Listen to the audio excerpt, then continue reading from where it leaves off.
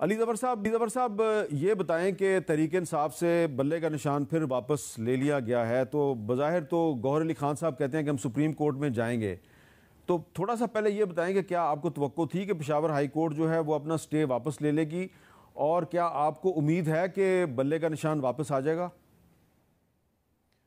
جی دیکھیں، سب سے پہلے تو میں سرتاج عزیز صاحب بڑے قریب تھے، ان سے بڑا کچھ سیکھا.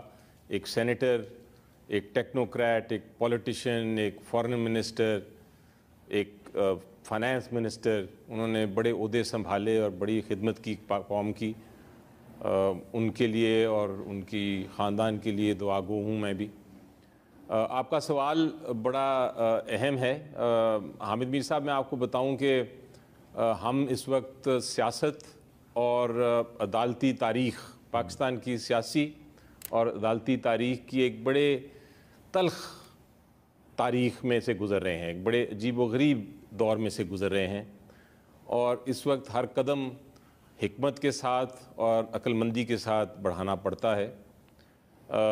جب الیکشن کمیشن آف پاکستان نے یہ فیصلہ کیا تھا کہ سمبل لے لیں پی ٹی آئی سے، تو اس کا مطلب یہ تھا کہ پی ٹی آئی کو اس الیکشن سے باہر رکھیں، کیونکہ سمبل کے بغیر ایک پولیٹیکل پارٹی جو ہے وہ کسی قسم کا الیکشن میں حصہ نہیں لے سکتی. نہ وہ اپنی مائنورٹیز کی سیٹس لے سکتی ہے، نہ وہ ویمن سیٹس لے سکتی ہے، نہ وہ اپنے کینڈیڈیٹس فیل کر سکتی ہے.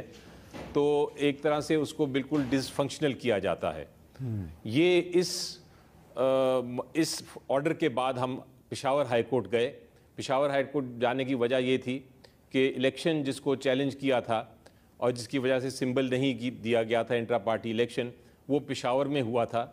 اس لیے ہم پشاور ہائی کورٹ گئے اور 4 گھنٹے کی بحث سننے کے بعد سنگل جج صاحب نے، جس میں اٹارنی جنرل صاحب کے دفتر کے لوگ بھی تھے، مخالف جو وکلاء تھے وہ انہوں نے بھی بحث کی، 4 گھنٹے بحث کی.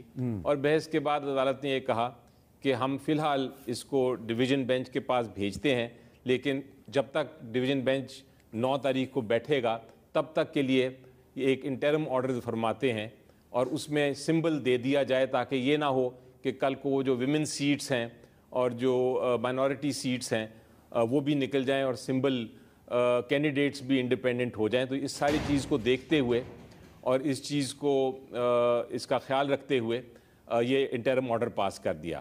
آج